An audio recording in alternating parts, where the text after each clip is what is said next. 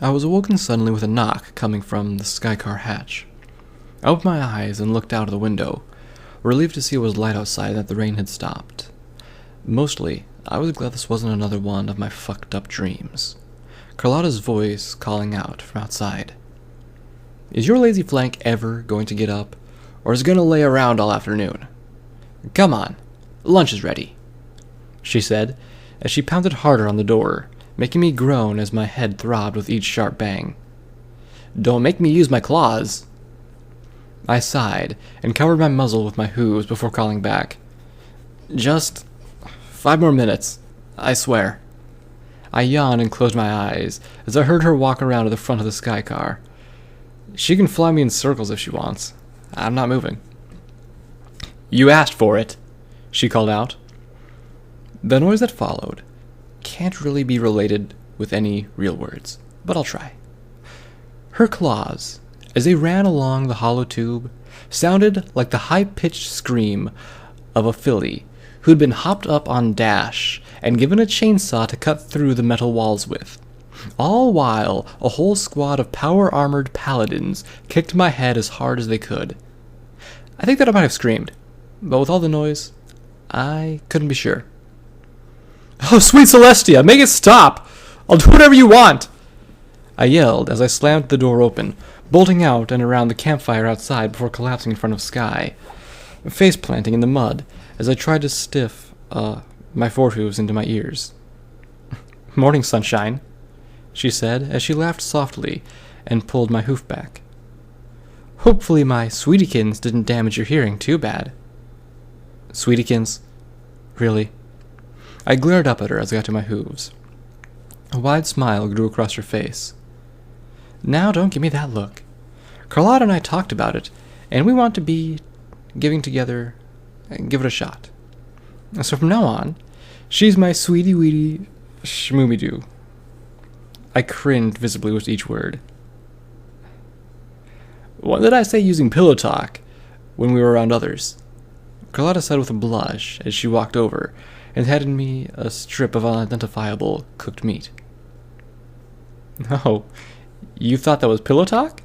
I thought you just didn't want me to call you master in front of anyone else." Sky flung Carlotta back her most seductive voice. Carlotta grumbled past us as her cheeks got bright enough. I was sure her blue plumage would turn red as well. "I'll be in my bunk," she cooed as she disappeared back into the brick building. Skyline sat for a moment before she got to her hooves and walked over as well. "I'm going to make sure she's all right," Sky said with her own blush. "She just walked in there 15 seconds ago. I'm sure she's fine," I replied with my mouth full as I tore into the juicy meat. "Well, with your track record for injuries, I'm sure she's lost a limb by now," she said as she stopped and pointed her muzzle up in the huff. "Not that that's a bad thing. Besides, you would probably just find even more kinky way anyway," I snidely remarked and smirked as she went in, slamming the door shut behind her. The loud bang breaking Brass out of his thoughts as he sat next to the fire. "Wait, since when did Brass get here?" I nearly tackled him with a hug, my pip-buck chirping softly as he froze up for a moment before relaxing. I sat up and looked him over. "You okay, buddy?" I asked slowly, as I looked over his now dark black armor. He nodded and pointed to his helmet muzzlepiece. I looked under the dark, unmoving eyes, noticing the speaker had melted inside the frame of the helmet. It was a quick fix, but it needed to find something to replace it with. "Don't worry, I can fix that. Just give me a few minutes to find something I can replace it with. Then we'll get that helmet off, and it'll be good as new." I got to my hooves and patted his shoulder, noticing that the black wasn't coming off. I brushed at it forcefully with my hoof, but the color seemed to be baked into the metal. Shrugging, I trotted off into one of the other buildings to look for parts and tools, leaving Brass to look over his armor. I found the speaker pretty quickly in an old travel radio someone had kept, but the soldering iron and other assorted tools took quite a bit of searching for, taking the better part of 10 minutes. As I strode back to Brass, I noticed Sky and Carlotta were sitting back out next to each other. They looked over at me as I dumped the tools on the soggy ground. Okay, Brass. We'll have you back into talking in your helmet in no time. I'm even going to upgrade your whole system to... I reached up to grab it when Sky stopped me. Wait. What if he's badly hurt under there? The air on his skin could do irreversible nerve damage. She looked down to me with pleading eyes, floating gently in the air next to me. Brass used his floating stick to write on the ground. I'm okay. Not burned. But what if you are? You'd feel like you were on fire if your skin touched the air. I hesitated for a moment before I could hear Brass softly laugh through his armor. I reached up and unhinged his helmet, letting the soft hiss bleed away before lifting it slowly. A shrill scream came from Brass as soon as the helmet came off. Oh, Luna, it burns! He thrashed his hooves and threw his helmet into Sky's grasp as she panicked. Backlash! Hold him still! I heard her calling out to me as she frantically tried to put the helmet back on. Of course, I couldn't do that because I was laughing so hard I couldn't breathe. Backlash! I need... She stopped and hovered in the air for a moment before noticing Carlotta was just as debilitated as I was. Brass's laughing sealing her worry away. I'm fine, Sky! Brass shouted up between gasps as he fell onto his side, rolling around in the mud, laughing maniacally. I told you that! That's not funny! Sky leaned down and punched Brass's chest plate. I thought you were in pain. How could you joke like that? She crossed her forehooves and pouted softly. I rubbed the tears from my eyes as I got back up, my chest screaming at me from heaving so hard. Hey, I was worried as well. But if he said that he wasn't burned, I trust he's not burned. I slowly drug his helmet over out of the mud and turned it over, listening to steady chirps on my pip-buck, reminding me that I needed to get some rat away soon. Sky jabbed the side of my head with her hoof. You don't want to talk. Every time I ask you if you're all right, you lie to my face. Well, why don't you say anything about it? I quickly said as I finished stripping the old speaker from its mounting, moving on to unwiring it from the main control board. It was a fair question in my book.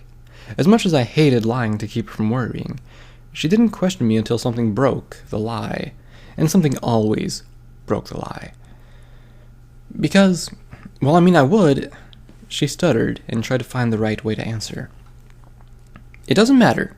The fact that you do it, to me, is wrong. Calm down, you two. Carlotta called over from the fire, a hint of annoyance in her voice. You! Don't even get me started about how disappointed I am in you. Sky floated over slowly, making Carlotta grin nervously and shrink down a bit before Brass spoke up in the mud and saved her. Don't worry, Carlotta. She'll just punish you for it later tonight, he said before laughing again, making me laugh and causing me to drop his helmet. Ugh! You ponies are driving me crazy! She flew into the building quickly, slamming the door behind her. Personal note when I got home. I needed to reinforce our door frames. I gasped and caught my breath before hoisting the helmet back up and soldering the new wires in place. I heard Carlotta get up and stretch out her wings. I'm going to take a quick look around and let little Miss Feisty in there cool off for a bit. I'll let you know if I find anything. She called out as she took off and banked around the building, heading up and out of sight. I sighed and continued working on Brass as he got back to his hooves, watching me install a knob next to his rebreather. So you said you were installing an upgrade? He asked quizzically. Yeah, I'm adding a volume switch. You can either be really loud or... I looked up to continue, but froze as I stared at his face. I didn't get a good look at him when he pulled it off, but I could see it now. His gold coat was dry and flaking, slightly discolored in patches as it ran down his mane. A large slash across his face, where the skin split, was a deep red, his body now unable to fully heal it. His eyes filled with worry as he saw me stare. Oh, Luna, something's wrong with me, isn't it? He said with a note of panic, prancing nervously in place. Oh, Celestia, I knew I felt too good to not have something wrong with me. What is it? Some kind of gross tumor or piece of shrapnel I didn't notice? He quaked softly as he sank to the ground. "Cut it out! Whatever it is! Cut it off of me!" I sat there, unsure of what to say as he broke down in front of me. He had been wearing a helmet so long I'd forgotten how young he was. I mean, I couldn't just tell him, "You're a ghoul," because he might freak out. Actually, I'm pretty sure he wouldn't believe me. I know if I was a ghoul and someone told me that, I wouldn't believe them. I remember that there was a mirror in one of the bathrooms on the floor Sky was in, and figured that showing him would be the best situation. I grabbed his helmet in my mouth and nodded for him to follow, which he promptly ignored and whimpered back at me. I kicked him in the side until he got up and followed. We swung the door open just as Sky was walking towards it, making her freeze in place as I led Brass past and directed him to the bathroom. He closed his eyes and sat in front of the mirror. "I don't want to see it. Just tell me if I'll die from it or not," he said as he sat there with his head lowered. "It's not that simple. You need to look," I said as I sat down his helmet next to me. "Just trust me. It's the only way you'll make sense of it. You'll be fine." Brass sniffled and looked up in the mirror, widening his eyes as he saw the large gash, whimpering softly. You said I'd be fine!" He closed his eyes and started to cry softly as he sank down to the floor. I lifted the black helmet and lay it against his open wound for a moment before removing it. The gash was now visibly smaller and less red. He seemed to look up as I took the hunk of black steel away, sitting back up and looking at the mirror. I don't understand." He stuttered out softly. "You're a ghoul, Brass," Sky said, as she slowly put her wing around him. "Normal ponies die when exposed to that much radiation, but a special few can become ghouls." He looked down at the floor again sadly. I visibly saw when all of his hopes left him. "I'm a monster." I smacked him on the back of the head, drawing a look of shock from both Sky and him. "No, you're still you. Yes, your body's different, but not your mind. You're still a brass tacks I met and became friends with.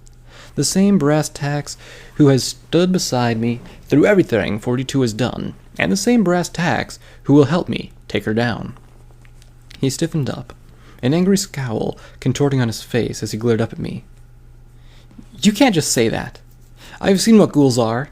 Even the ones who are last still lose their minds and become nothing but murderous cannibalistic freaks." "You're wrong. Brass tacks died in that factory. I'm just the shell of what's left of his body, and not even Celestia is going to stop me from destroying that pink cunt." And just like that, the innocence of the wasteland was gone, replaced by the endless fires of vengeance incarnate. I sat next to the fire in silence as I finished working on Brass's helmet, not sure of what to say to him.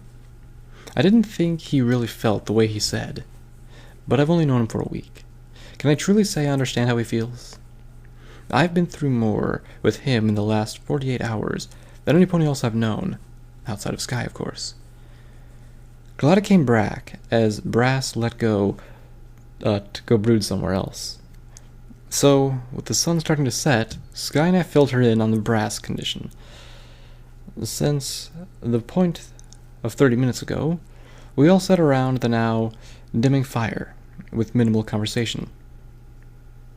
"So, she said he's not Brass anymore?" Carlotta asked out of nowhere for the third time, feigning confusion. "Then, what do we call him?" "For the last time, I don't know. He's still Brass, he just needs to sort himself out," I said frustratedly as I face-hoofed. "Look, we'll give him his space, and he'll come to his senses." "If you say so," Sky said softly as she leaned into the griffin with a long yawn. "I think it's time for this mare to hit the hay." She stretched her wings and fluttered softly into the brick building as Carlotta stretched and walked in after her. "Gotta get some sleep so we can get up early and catch that bitch," she said as she closed the door with a yawn of her own, leaving me alone with the fire again. I sat there tired and stared at the stinking flames as the cool night breeze blew around me. I let the fire die before heading to the Sky car and curling up before just staring at the roof. There was no way I was going to bed again, just to have those dreams, even if I deserved to suffer through them. As I lay there alone, my body felt better, but I still ached all over. I listened as the wind whistled through the open car, hoping to hear the wind speak again and tell me what to do next. But as usual, it wouldn't answer me. The last thought I had that I can remember was that I'm not going to leave my bed for a week when I get home, even if I have to remember the faces of all those who haunted me. I must have fallen asleep sometime, because I woke to the sound of brass stomping by. Looking up to the window, glad there were no more dreams, I stretched out and could see it was still dark. I opened the hatch to the silver pod slowly, looking out as brass added more wood to the now kindling fire. I went over and stood in front of it as he sat down next to me, giving me the sternest gaze I'd ever seen. His eyes had a serene stillness as I looked back into them. It was like the spark of life was gone, and he was staring out of the dead eyes of the ponies my dreams had. It felt wrong.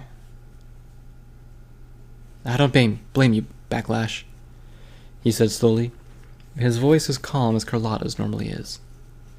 "What happened in the factory was 42's handiwork. She made this monster I'm trapped inside." His gaze turned to the fire, the orange flame softly reflecting off of his golden eyes. "I'm still your friend, and you can count on me to back you up. I know that she has done so much wrong to each of us, but I'm asking you, that you promise to save that final blow for me. I need to see her tremble in fear as the monster she created ends her pathetic excuse for an existence." "I can't promise that," I said softly, watching his face slowly twist in rage as the words sunk in. I couldn't promise because I wasn't even sure that we would ever get the upper hand on her. She had beaten us at the research center. She had beaten us here. She had beaten us at the factory. Who's to say we'd ever get the upper hoof? "Fuck you! She took everything from me!" He stood and started to yell, tensing up. I knew how he felt, how quickly the anger 42 caused built up, but I needed him to understand what we were up against. I needed him to listen to reason, but as Brass yelled on, I could see that the rage had consumed his every word, that he wouldn't be able to understand anything without this ending in a physical altercation. So then, that's what I'll do. I tensed up and slipped into Sats. Closing the combat menu, I quickly selected Heartstopper, watching the flash as it popped into my jaw. I scrolled over the ammo selection and told the computer to dump the 4 shells out of the gun, watching as they flashed in front of my face, hovering in the still air. I checked and made sure the large shock was empty before bringing the target overlay back up, thinking for the system to blast off his head. I watched Brass's eyes widen as time caught up, the assisted targeting swinging the gun to rest just under his chin before immensating the loud clack of an emptied chamber. He froze as the 4 shells hit the ground softly, and I turned my head and spit the gun into the mud. How did you do that?" He stuttered and quaked in fear for a split second. I noticed in that short moment, I saw the spark briefly return to his eyes before fading away, leaving them cold and unwavering again. How did I do that? How has she been a step ahead of us this entire time? I'm so sick and tired of always playing catch-up. So I'm sorry to say that when she finally slips up, I expect everyone to tear her to pieces together. I will not wait for you to satisfy your need for misguided vengeance to take that bitch out. And I expect the same from Sky and Carlotta. I growled as I leaned in. What makes you think you get special treatment for killing 42? You're still alive. What about the 28 dead ponies in Ponyville she murdered? What about the 7 who used to live here? I will render judgment for them. I share more in common with them now than any of you. Brass huffed out as he shifted uneasily on his hooves. I was doing my best to contain my rage, but I could feel myself slowly failing. What about Pallet? Doesn't she deserve to kill 42? I slammed my hoof onto his back, a chest plate, watching his anger fault as the words sank in. What happens when 42 kills her instead? She won't... His voice grew softer as he gazed at the ground, his anger draining away, replaced with the sour notes of sadness. And what if she does? I said, as I lost myself in rage, rearing up and bringing my hoof down onto his head, sending him to the ground. Will your vengeance bring her back? Will it make her death worth it?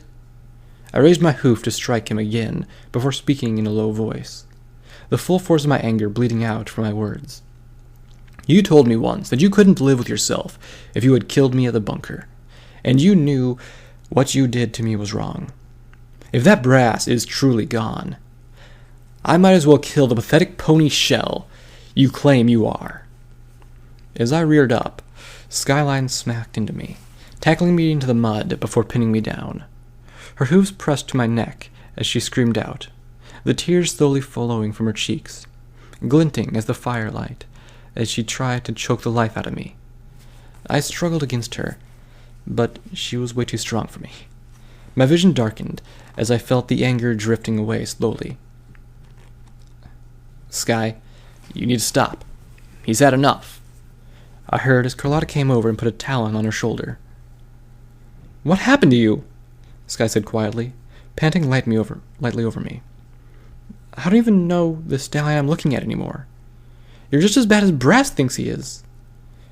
I gasped and heaved as she lifted her hooves off, struggling for breath. 42 has warped the both of you into thinking you were monsters, but I still see the good in you two. She turned to face Brass. I knew it was someone in power armor who injured him, and I knew it was your fault when Backlash was covering for you that morning. I hate it when he lies to me, but I saw what he was trying to do. Even with everything from the last week, you are the same stallion who lost his friends on a mission gone bad. The same stallion who did the right thing and brought Backlash to Ten Pony. As I caught my breath and listened to Skyline speak, I stared in the cold eyes of Brass, watching as they grew bigger with every example. I could imagine that the old Brass was fighting his way back to control his mind, and when Sky finished, he blinked one last time, as I could see it all flood back to him. He dropped down in tears of his own, curling up tightly as he could in his armor, and wept. Nobody moved a muscle for the next few minutes as Carlotta and Sky stood next to me, while I lay in the mud and listened to Brass sob. The sun was cresting over the horizon as we got moving again, and packed up our things, all of us deciding to skip breakfast in order to get moving faster. Sky joined Brass and I inside the car as we flew off towards Ponyville, the three of us sitting silently as the cold wind whipped through the pod. She turned to me suddenly. Look, Backlash, you need to remember that you're my brother. The same pony I'd spent the life next to, as he helped the good ponies of the wastelands. The same pony who never cheated a customer. Her eyes were locked onto mine as she spoke from her heart. Don't let 42 get under your coat. That's what she wants. Oh shit! Carlotta yelled out suddenly. A loud twang emanated from the side of the car as we went into a dive, twisting and leveling out as we skimmed just feet above the ground. They're shooting from that tree line. We need to get down. Carlotta called back through the broken window, another pang sounding off the back of the Sky car as I took a look around the landscape, spotting a small group of buildings surrounded by rocks. That would be the best we could get, I thought, before two holes opened behind Brass, the bullets failing to puncture his armor. Head to those buildings over there, I yelled up as I heard the autoloader whirl and his machine gun spin up. Brass stepped over to the side hatch and threw it open. Flies by the trees low and fast when you do. His speaker boomed out easily through the noise as the extra volume setting did its job perfectly. Are you crazy? They'll just stand and shoot us to pieces. Carlotta yelled as she banked up and around towards the settlement I saw. Just trust me, he said as he braced himself in the doorway. Carlotta yelled out an expletive that was lost to the wind, doubling back and flying as low along the tree line as she could. Brass's minigun roared to life as we sped past the thick foliage, the air filling for the next 10 seconds with a single persistent drone as the forest was perforated by the blistering rate of fire. Sky and I watched in awe out of the window as the entire tree cracked and fell as Brass's fire cut the tree's forest down, drawing out this of sight only by loading, clicking, as the gun spent its ammo and it ran out. "I have got to get me one of those," I yelled excitedly, as Carlotta pulled around to the back of the small collection of buildings. I noticed it was an old rock farm, consisting of a decently sized house, a barn, a listing old silo, and a weather vane off in the distance. The rocks scattered on the property ranged from anywhere between small rocks the size of my hoof to boulders the size of the sky car. We pulled inside the back of the open barn, setting down as hard as Carlotta threw the straps off of her, speaking quickly as she strode back to the open door. "We only have 30 minutes before the main group gets back here. I say we hold out here, make some makeshift barricades." "How do you know all of that?" Sky said as we filed out quickly. "Because I wasn't riding all cushy in the back. I saw the whole gang of them heading this way across the wastes. So unless you want to be surrounded, I suggest we make this place defendable." I watched as Carlotta seemed a bit more nervous than usual. Her pupils seemed to jump around as her voice wavered ever so slightly. Shit. If she was worried, then what the hell was on its way? Brass used his suit's amplified strength to push open, and to push one of the pony-sized boulders sitting inside the barn against the closed doors in front of the sky car, effectively barring it shut. "Okay, one side down, just..." Carlotta's words were cut short when 3 holes punched through the front wall of the barn, one of the rounds biting deep into her flank. She let out a loud growl as we all dove for cover, Sky helping to drag her behind the sky car as whoever had survived in the forest opened fire on us. Brass was forced to hide behind an old safe that we found that sounded like an anti-machine rifle tore through the upper hull of the sky car. Whoever we were dealing with weren't amateurs, and by means to deal with the Steel Rangers. As we sat there, I looked at my Pip-Buck's map function to see if we could take a break for the forest. I was sure if we could get through there, it was only an hour's trot to Ponyville. My eyes froze on a small notification in my Pip-Buck's enhanced vision. Objective: travel to the family farm from Hoovington. Completed. The map on my Pip-Buck updated and put a small marker over the location that read Pie Family Rock Farm. I sat in stunned silence, not believing this is the farm Mother wanted to take us to all those years ago. I couldn't be considered that the Pip-Buck knew about it. Could it? How could it know of my journey nearly 20 years previously? The resounding ping of a round off the rock I was hiding behind killed my concentration. "Right. I'm getting shot at," I said under my breath as I grew silent. The reports from the guns in the forest echoed off into the distance. I looked over at Sky as she was busily wrapping a medical bandage around Carlotta's rear. I could hear the hoofbeats of 4 or 5 ponies as they rounded the back of the barn slowly, my compass confirming 4 as they got around to us, sitting just around the open sides of the rear barn doors. "Lay down your arms, and we'll spare your lives." The gruff voice came from behind the corner. I listened to it carefully in my head as none of us moved. The voice seemed to sound slightly scared, but truthful. "Do as she asks." I called out to the others. "I do believe she's telling the truth." Carlotta rose up with a groan. "Are you kidding me? I'm not..." She froze as Sky took off her own battle saddle and let it thump on the ground. "You've got to be joking." "I trust Backlash when it comes to talking to others. If he says we need to disarm, we need to," she said as she sat back down. Carlotta rolled her eyes and glared at me as she unhooked her saddle, tossing it in front of herself with a soft groan. "Brass, can you even take your weapons off?" I said as I looked over. He nodded, and shuddered softly, letting a soft hiss emanate from his sides, the weapons popping off before dropping to the ground with a clank. "We're completely unarmed," I called out to the mysterious mare. "What are your instructions?" There was a long pause as we waited to see what their next move was. Finally, a large unicorn mare, levitated and anti-machine rifles, stepped out into view in front of us. She was at least 2 or 3 hooves taller than any stallion I've seen. Her light purple hide was nearly completely scarred up with long lines, with where her cutie mark had been burned off, leaving her skin twisted and brown.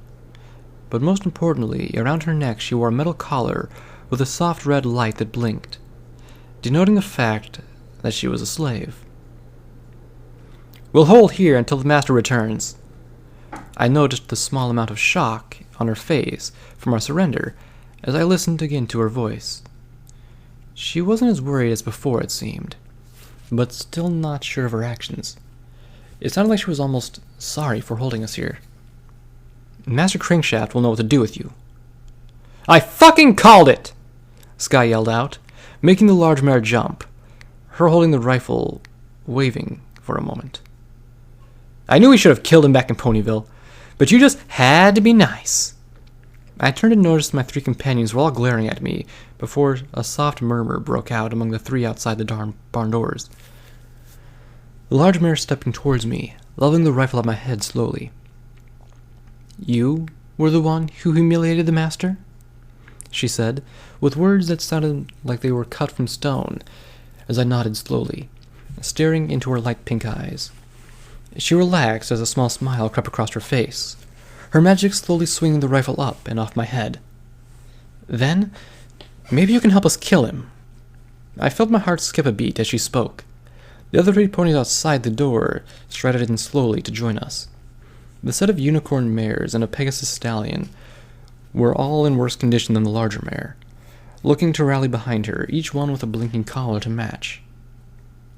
"Quickly, gather your weapons. We must get inside before they arrive," the mare said as she turned and guided the others out of the barn. "Master Crankshaft has a small arms cache under the house. Your injured friend will be safe there." I nodded and followed as the others re-equipped themselves. "Why are you helping us?" I asked, as we walked out of the barn and up to the front of the old house.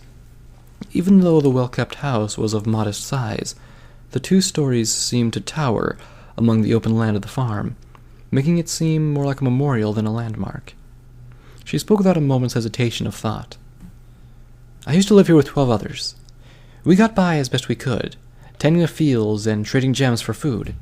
But 3 years ago, and led by him, a gang of roughly 50 came from far in the wastes, needing a place to hole up. We didn't want any trouble, so we agreed." Her voice was soft and full of resentment. "That night, they gave 6 earth ponies in our group the option of joining the gang. Spitshine was the first to choose. He was the stallion I'd loved for as long as I can remember. And when he refused, Crankshaft beat his head to a pulp with his power hooves."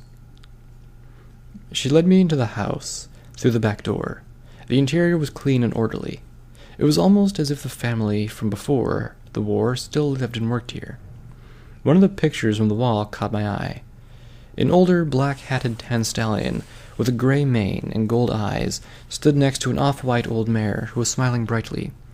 At their hooves were 3 small fillies, 2 of which looked almost negative palettes of each other with shades of gray. The other was a bright pink, blue-eyed, frilly-maned young Pinkie Pie.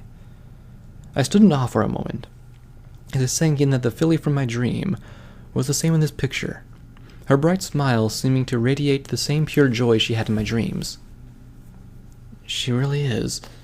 I said under my breath before the sound of a trapdoor opening at the end of the hall made me jump slightly. "We must go down here," the mare said as we walked down the steps. I trotted over and caught up to her, walking in silence into a small brick cellar. "So, what happened to the rest of you?" I asked, as she clicked on a small light, showing off the large steel door that led to a small, red brick room. "The rest of our group wanted to join him instead of getting killed, which was a smart choice. But he informed us that he'd only let the best of Earth Pony kind in, and that a refusal by one tainted the rest. She walked up to the door and hoofed a large blue button, making the door swing open slowly. So, he killed the other elf ponies in the group and enslaved the rest of us, putting these collars on us to keep us from running or fighting. As the door opened up, I looked in to see a large storeroom that looked to be 30 feet by 30 feet, and at least half as high, stacked full of numerous crates. I strode in and looked at the closest open crate. My eyes lit up as I saw it half full of grenades. I used my hoof to push the lid off the box next to it. My eyes met with a rack of 8 pink missiles set above an unassembled missile launcher. When you said small, I thought you meant in size. There's enough ordnance here to bring down Ten Pony Tower and Friendship City. I moved from box to box, looking giddily over the weapons and ammunition, only stopping when I reached a large wooden crate that looked like one of those jabs your hoof panels hooked up to a bunch of steel cables, strapping it shut. I reached to use it, but stopped as I remembered we needed to get ready, hearing as Brass's heavy steps thumped up the stairs. I headed out of the small vault, giving the large crate a parting look. They're coming. I suggest we... He stopped and stared into the room behind me, slowly turning his gaze to the large mare. You said small, Cash. He stated slowly as I could hear his voice wavering in excitement, barely giving me enough time to squeeze out of the way before he barged in. I'll gather the others to hide in here while the fighting goes on, the mare said as she headed before the stairs. You gather everything you need and meet me back up top. Wait! I called out as she stepped up the first step. What's your name? My name's Harmony, she said as she stood on top of the steps, her gaze locked up out of the cellar. You remind me of him, you know? Of who? Your stallion friend? I asked, taking a slight step forward. Your eyes remind me of his. They always brought me hope that one day would be all right, she said as she slowly climbed up and out, leaving me standing in remorseful silence as Brass collected supplies. Brass shooed me off upstairs as he went through the crates of the weapons, assuring me he would find what we needed. Sky thought that we might as well use the few minutes we had left to barricade the lower floors, windows, and doors. And with Carlotta out of the moving game, it fell to me to help hoist the heavy furniture up.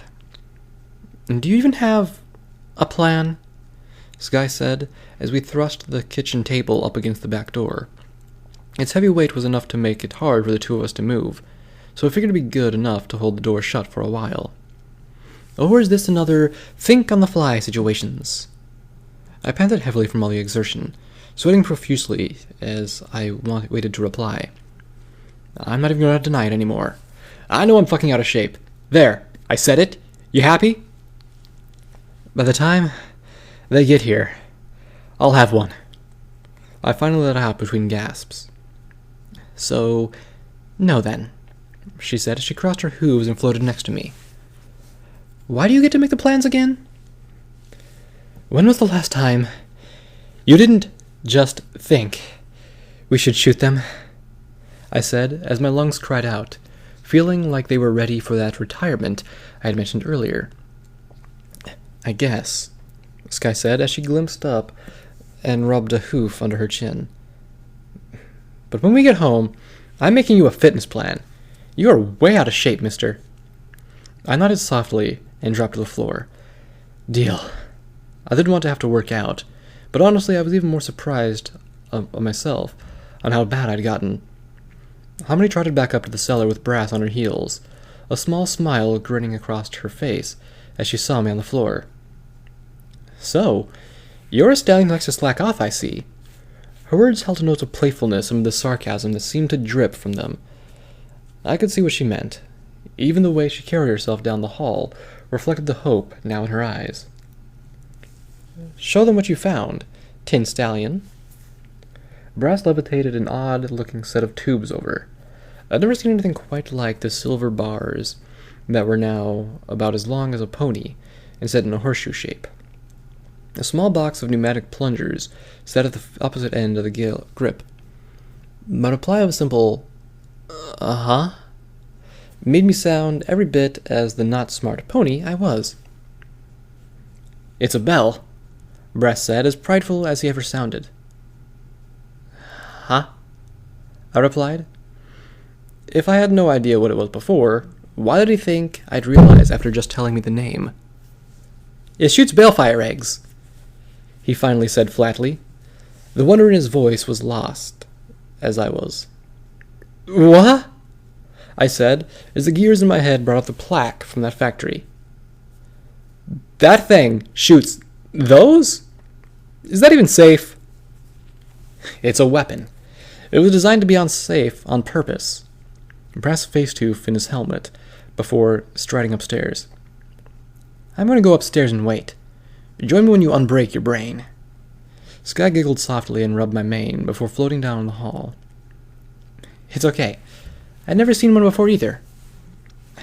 "Celestia, just kill me now," I said as I got to my hooves. "Did you get Carlotta and the others down to the vault?" Harmony nodded and went to go shut the trap door, surprised when I held it open. "Good. Get inside and let us handle the fighting. You've done enough for us already." "No, I'll stand with you," she said, as she wrenched the door from my hoof and slammed it shut. "I stood back last time and watched as you died." Her words drifted off as tears welled up in her eyes. "I'm sorry. I didn't mean you." I put a hoof to her muzzle and smiled back. "I understand why you want to, and I won't stop you from doing it. But I don't want you to think that you owe me anything.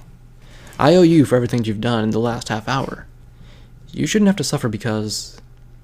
I was cut off as the shrill tone of a megaphone blared outside. "Hello? Is this thing working?" A now familiar stallion's voice permeated through the air. "Backlash, I know you're in there. Give yourself up, and I might spare your friends."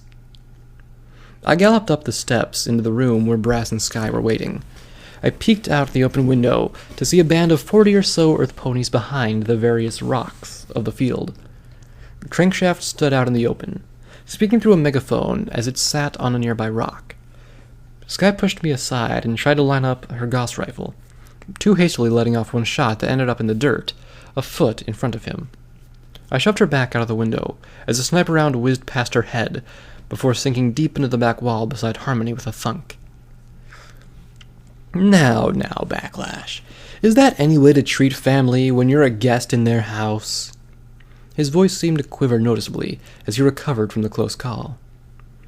"I really don't want to destroy my home, but if that's what it takes to kill you and your friends, I will. I'm giving you 1 minute to exit the house, and I'll give yourselves up before we turn this place into strips of firewood." "I can use the bell against them, but we only have one shot," Brass said with the volume low on his helmet, the multicolored egg-shaped explosive shimmering as he levitated it up and loaded it. "Their sniper rounds can't get through this armor, and I can take them all out." I thought about it for a moment. It was our best chance of making it out alive, yes, but we would be risking exposure to a lot of radiation. I nodded to Brass as I hoped that the vault downstairs was lead-lined. "Wait to fire until we're all downstairs. The radiation won't hurt you. You can get us out to the weapons room once it's safe to come back out." Sky and Harmony slipped out of the room before I did, making sure to stay as low as possible as we got to the stairs. The soft crunching of rocks near the back door gave away the small set of ponies before I remembered I could see them on my Pip-Buck's compass. Fuck. Some are coming from the back of the house. I stiffened up and turned my head back to Brass. "Fire now, Brass! Fire!" I shoved Harmony and Sky down the stairs as the soft thump of the pneumatic piston forced the egg out the window. Brass and I ducked down as the world outside turned into a brilliant shade of jade. The roar of the explosion throwing us back from the windows as they blew out. I felt the glass shards cut deep gashes into my skin as the blast wave threw me down the stairs on top of Harmony. I watched in a haze as Sky got to her hooves and looked back at me. Where are they?" she shouted as the blast died down. I woozily looked toward the back of the house, seeing 3 red bars moving below the blasted-out kitchen window. I raised a hoof towards it to point it out, before noticing my hoof wasn't on the end of my leg anymore. My vision went dark as I screamed and plunged back into the world of painless black.